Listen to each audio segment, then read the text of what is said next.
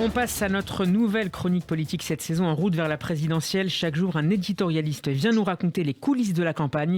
Et j'ai le plaisir d'accueillir cet après-midi Mickaël Darmon. Bonjour Mickaël et bienvenue sur Radio J. Bonjour, merci, bonjour à tous. C'est un plaisir de vous accueillir dans ce grand journal. On l'a entendu tout à l'heure, Emmanuel Macron poursuit aujourd'hui sa visite à Marseille. Il y présentera un large plan pour transformer le visage de la cité phocéenne et en faire une capitale de la Méditerranée.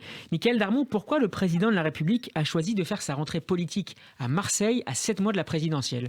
Parce que c'est sa ville de cœur, parce que c'est la ville qu'il préfère, c'est la cité avec laquelle il a un lien très particulier et très multiple. Alors ça peut être effectivement a priori étonnant parce qu'on est quand même face à un ch'ti avec Emmanuel Macron, il vient du Nord, ensuite il a fait sa vie à Paris, mais il est absolument connecté sur Marseille. Alors on avance beaucoup d'explications, vous allez me dire pourquoi. Parce que la première explication qu'on donne, c'est qu'il est supporter de l'OM. C'est vrai que dès son élection, il est allé passer son premier été donc, de vacances. Il s'entraînait avec les joueurs marseillais. Et il s'est entraîné avec les joueurs marseillais. Là, il les a encore rencontrés. Bon. Donc, effectivement, il est un supporter de l'OM. On dit aussi qu'en fait, il est une sorte d'écrivain contrarié et qu'il adore Jean Giono et qu'il adore donc les écrivains du Sud.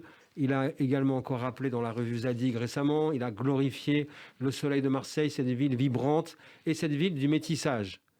Et c'est là où on arrive effectivement à l'essence de son lien avec Marseille. C'est-à-dire, qu'est-ce qui l'attire tout particulièrement dans le modèle marseillais? Eh bien, vous l'avez dit, le modèle marseillais correspond à son modèle de société. Pourquoi? Parce que Marseille est une ville, je dirais un peu à contresens quelque part de la communauté nationale. Elle est organisée sur l'équilibre des communautés reconnues. Et effectivement, le modèle de société qui est dans la tête d'Emmanuel Macron, c'est celui qui reconnaît les communautés. Vous savez, lorsque on cherchait à comprendre quel était le projet de société du candidat Macron, on l'a suivi dans plusieurs meetings et il a fait le meeting à Marseille. Et là, il a commencé son meeting de manière absolument étonnante. Il a d'abord décliné, cité et salué toutes les communautés marseillaises. Bonjour les Comoriens, bonjour les Juifs, bonjour les Algériens, bonjour les Arméniens, bonjour Marseille. Ce qui serait impensable à Paris, par exemple. Ce qui serait absolument impensable à Paris. Et ce qui est même impensable, je dirais, dans la phraséologie classique du roman national qui prône justement l'assimilation et qui dit on n'est pas dans une logique communautariste. Or lui, en réalité, c'est un anglo-saxon. Dans sa tête. Et en fait, il pense que Marseille, il sait et il voit qu'à Marseille, eh bien, il y a ces communautés reconnues qui créent de la cohésion nationale, puisque le patriotisme marseillais, municipal marseillais, est extrêmement puissant et tout le monde se dit marseillais tout en étant italien, arménien, comorien, juif, venant de partout. Mickaël Darmon, dans quelle mesure justement ce modèle social marseillais peut être inspirant à l'échelle nationale? C'est ce qu'il essaye justement de faire, tout en étant, je dirais, jugulé par les contingences, par la réalité.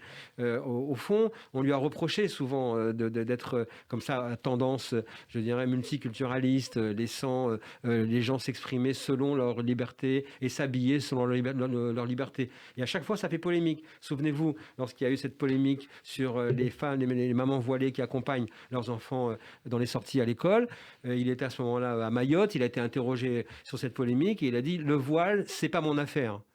Est-ce qu'il est en face sur cette question du voile, notamment avec son ministre de l'Éducation, Jean-Michel Blanquer? Eh bien non. Il y a souvent eu des hiatus parce que justement Jean-Michel Blanquer étant pour une logique de laïcité beaucoup plus sévère, eh bien il n'est pas dans cette logique-là. Mais le modèle de société idéal d'Emmanuel Macron, c'est effectivement, comme il le dit, sans être totalement multiculturaliste, il n'est pas contre l'exclusion des communautés.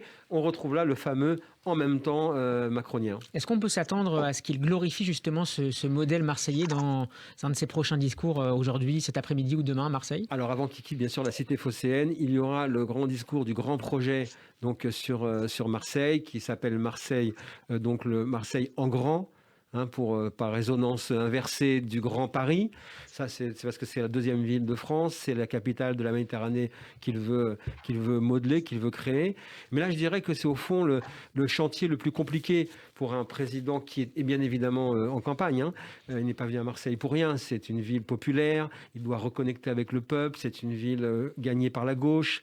Il a, à mon avis, un petit œil sur le maire Benoît Payan parce qu'il aime bien les débauchages. On ne sait jamais. En tout cas, apparemment, il y y a de très bonnes relations entre eux.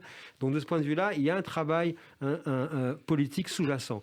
Maintenant, ce qu'il va très certainement poser, c'est un projet de développement pour la ville, ce qui est toujours paradoxal parce qu'au fond, la ville s'est construite comme un modèle rebelle à l'État central.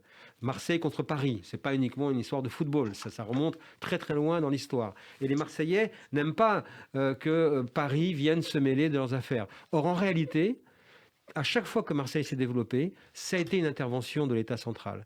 Louis XIV et les fortifications de Vauban dans le Vieux-Port, l'Euro-Méditerranée, qui est le plus gros projet d'aménagement d'État depuis la Défense, qui a permis que la ville se réorganise plutôt vers le pays plutôt que de tourner le dos au pays. Et là, une fois de plus, on va voir qu'est-ce qu'il va poser comme projet. À chaque fois que Marseille s'est développée, c'est parce que l'État central parisien est intervenu. Mickaël, quels sont les besoins principaux de Marseille aujourd'hui ? Bien évidemment, la lutte contre la délinquance, la lutte contre les trafics de drogue, la fin, je dirais, de cette connivence très installée, qui est le plus grand non-dit, mais l'affaire la plus connue, c'est-à-dire une forme de connexion, de connivence, de loi tacite entre l'économie parallèle et les décideurs publics. On sait très bien que la force de l'économie parallèle permet de réguler les tensions sociales. C'était le cas jusqu'à présent, depuis des années. À chaque fois, on disait, eh bien, si on laisse faire l'économie parallèle, eh bien, dans ces cas-là, on pourra régler les tensions sociales. Et puis, il y a la mer. Et puis, Marseille est une ville différente. Or, aujourd'hui, les temps ont bien évidemment changé. On voit bien que les trafics de drogue rendent la vie impossible. Bien évidemment, donc la délinquance et bien évidemment l'éducation. C'est une ville qui a besoin de retrouver des écoles construites de manière à pouvoir justement refaire une génération qui puisse être en phase avec la République. Un dernier mot avec vous, Mickaël Darmon, sur la violence à Marseille. Un récent film sorti cet été, Bac Nord, dépeint le climat de violence dans les quartiers nord de Marseille. Certains parlent de réalisme abrupt, d'autres de caricature. On ne va pas en débattre ici ensemble cet après-midi, mais est-ce que cet attachement d'Emmanuel Macron pour le modèle marseillais que vous venez de nous expliquer peut être audible pour une opinion publique nationale qui associe souvent Marseille au trafic de dehors, au règlement de compte ? C'est difficile d'être audible parce que d'abord, on l'a vu depuis quelques jours, vous avez plusieurs grandes villes de France qui disent pourquoi pas nous, pourquoi Marseille. Donc il y a des jalousies, je dirais, locales qui sont en train de se réveiller et qui ne comprennent pas pourquoi il y a tout d'un coup le président de la République qui met le paquet sur Marseille. On a un peu compris pourquoi. Après, d'une manière générale, Marseille occupe une place très particulière dans la communauté nationale. C'est une zone un peu fantasmatique, c'est-à-dire qu'on sait très bien que ça se passe pas comme ailleurs. On sait très bien qu'on est dans le sud, qu'il y a ce qu'on a évoqué, toutes les connexions avec le monde parallèle. Et c'est une ville qui, au fond, renvoie aussi la société française à sa construction, venue de tous les ailleurs, avec toutes les arrivées qui arrivaient donc, dans le port de Marseille. Albert Londres a écrit « La porte du Sud ». Et de ce point de vue-là, c'est une ville qui est à la fois rebelle et modèle. Rebelle contre l'État central et en même temps modèle parce que, eh bien, faut pas oublier qu'elle a donné quand même son nom à l'hymne national. Merci beaucoup, Mickaël Darmon. Merci. En route vers la présidentielle, c'est à retrouver en podcast sur radioj.fr.